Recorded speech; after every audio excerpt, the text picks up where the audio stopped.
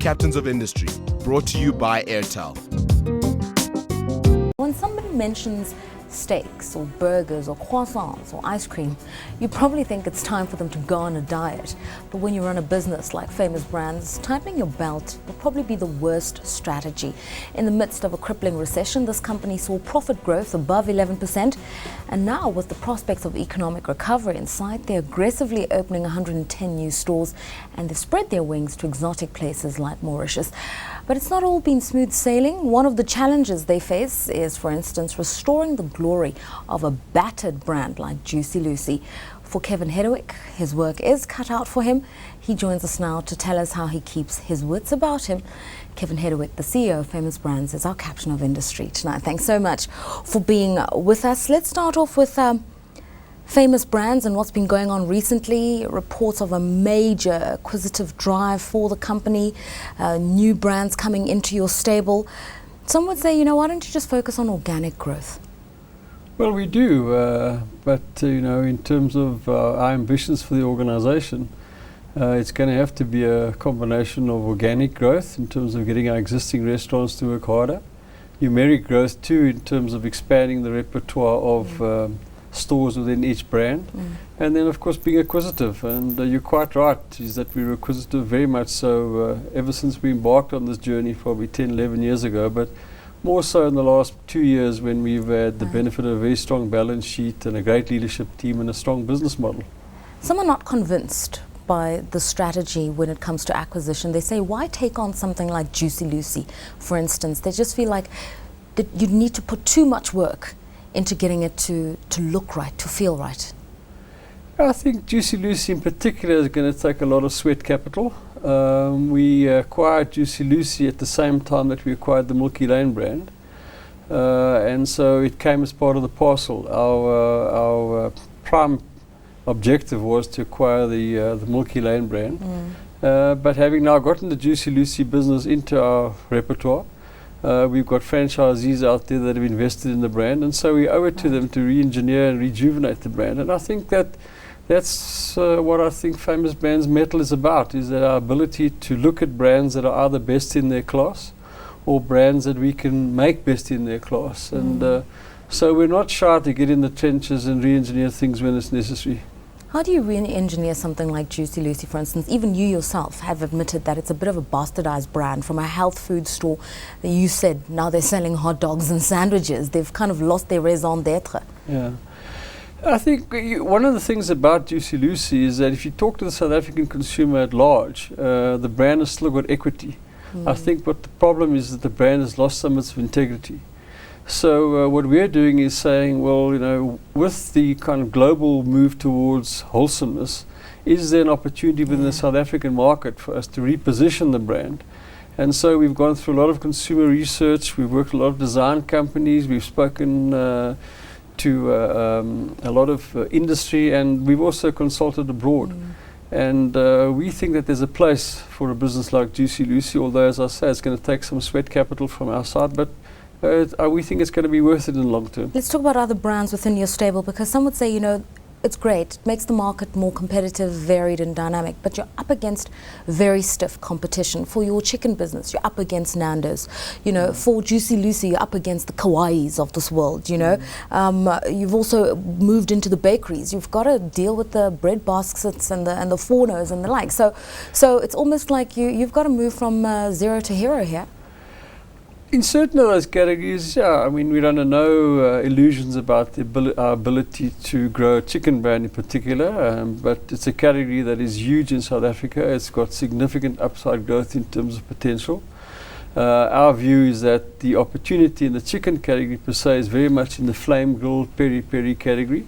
I think if you look at the deep fried category, you've got very big brands in the form of KFC and Chicken Licken in South Africa. But if you look at beyond Nando's, the flame grilled peri-peri category is very fragmented. And so right now, we're under no illusions. I refer to this as a David and Goliath type approach. And we're the David, and we're behaving like the David, very much under the radar screen, but quietly confident. You spoke about South Africans becoming wholesome. How does that impact on your business? Because as particularly the middle class become more body conscious, conscious of organic foods, health conscious. Surely that must have some bearing. It is, and so if you look at our mainstream business, what we're doing all the time is making sure that we cater for that part of the market that are looking for a healthier option. So even in a business like steers, you'll find that there's a salad option, there's a chicken option. Steers is flame grilled, so it's healthy by connotation. But there is a small part of the upper end of the marketplace that are wanting wholesome food, and so that's the type of category that I think Kauai have pioneered, and that's the category where we believe that there's an opportunity for Juicy Lucy. South African economy growth still very sluggish. We're looking optimistically at 3.2%. It's not a guarantee. With the effects of the recession, with inflation rising, there's the question of why expand your repertoire, your portfolio, starting new stores. Is this the environment in which to be doing that? It's almost as though you're swimming against the tide. I think that one of the categories we compete in is food, and whilst we're certainly not recession-proof at all, I think that the adage is that people still have to eat. We're positioned in a place where we are primarily mainstream. We offer value for money. We're convenient, and so we're not seen as an indulgence.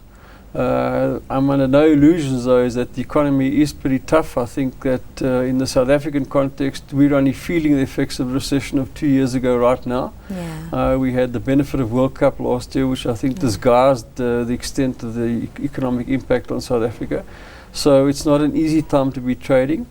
But at the same time, I think it's a good time to be getting in the trenches and packaging your portfolio so that when the economy does turn, is that you're well positioned for the upside. How well does franchising work in South Africa? It works exceptionally well.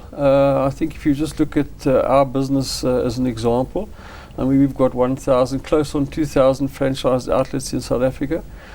We don't have a shortage of investors who are wanting to invest in our business. Franchising is a wonderful model for people who want to be in business for themselves but not by themselves. And so I think that in the South African context, there's still some significant upside for franchising, and not just in the food service category, but in industry per se. How does it encourage this whole idea of entrepreneurship in South Africa? Because just looking at some of the work that you're doing, you've had to form a brewers guild, for instance, where some of those who run these restaurants that are attached to you run them fairly independently but are still members. For me, that says there's a bit of a tension, is that I want to own this business, but somehow I still have to subscribe to a broader template. I think the Brewers Guild model is pioneering, and it's a new innovation in terms of franchising. It's more a voluntary trading arrangement than a franchising system. Because I think what you do have some people out there that run fantastic restaurants, in this case pubs, but they're looking for the access to a system without being part of a pure vanilla franchising system.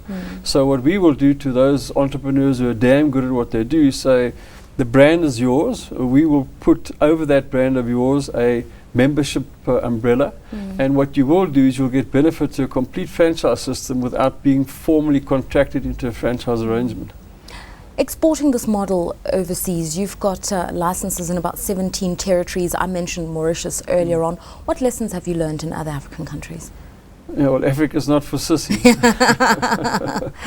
Yeah, we've paid our school fees in Africa, but I think Africa is starting to open up now. We've been at it for a long time, so we have learned a lot of lessons.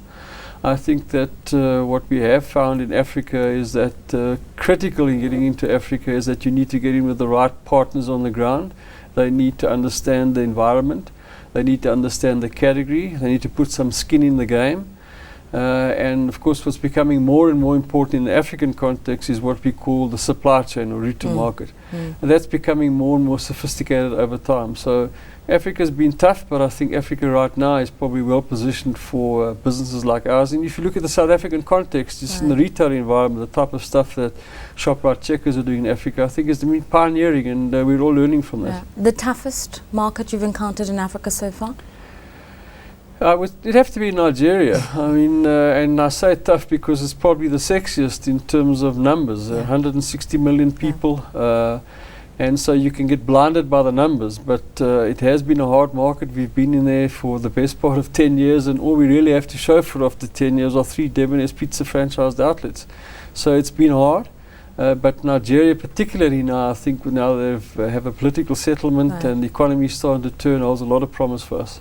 I still want to probe this issue, because what makes it difficult? Obviously 140 million people is a huge incentive, but where are the challenges? Is it on the infrastructure side? Is it just understanding the mentality of the people, forming relationships?